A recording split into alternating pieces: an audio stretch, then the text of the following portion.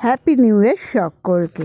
31st night আমরা কিভাবে কাটালাম সেটা আপনাদের সাথে শেয়ার করতে চলে এলাম। প্রথমে আমরা যথাসাধ্য সাজানোর চেষ্টা করেছি জায়গাটা, যদিও বিশাল ওপেন প্লেসে আমাদের 31st সেলিব্রেশন হয়েছে, তাই সেভাবে হয়নি। সকলে একত্রিত হয়ে ড্রাই চিলি চিকেন দিয়ে শুরু হয়েছিল আমাদের 31st নাইট উদযাপন। নতুন বছরকে স্বাগত জানিয়েছিলাম।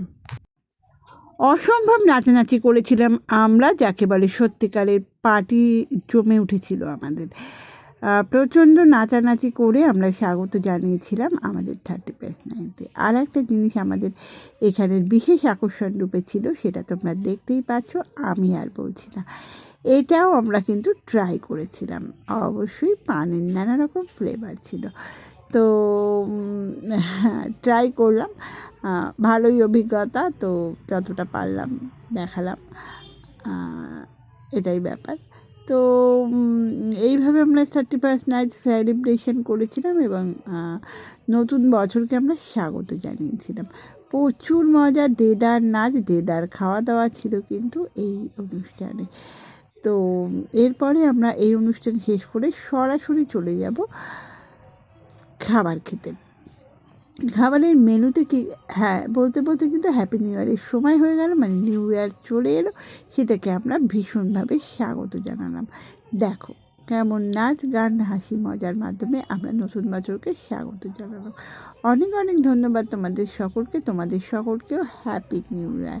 বলতে বলতে আমরা খাওয়ার জায়গায় চলে এসেছি। রাতে ছিল ফ্রাইড রাইস আর চিকেন কষা,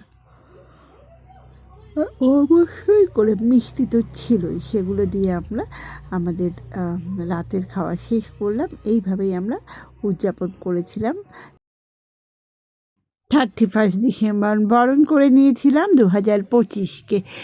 সবাই মিলে প্রচণ্ড নাচানাচি করেছি। 8 থেকে 80 সকলে একত্রিত হয়ে এই পার্টিটা আমরা করেছিলাম। খাওয়া দাওয়া শেষ, তাও নাচানাচি কিন্তু বন্ধ না, আনন্দ অনুষ্ঠান কোনোটাই কিন্তু বন্ধ ছিল না।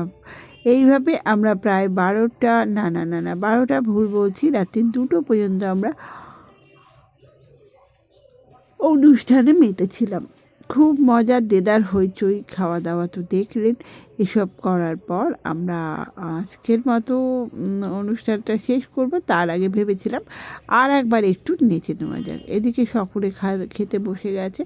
আমি আগেই বলেছি মেনু ফ্রাইড রাইস, চিকেন কষা, সঙ্গে ছিল সালাদ। এই দিয়ে আমরা রাতের খাবার খেয়েছিলাম 31st নাইটে। 1 জানুয়ারি আরও কিছু আকর্ষণ আছে, জানতে হলে অবশ্যই সাথে থাকতে হবে।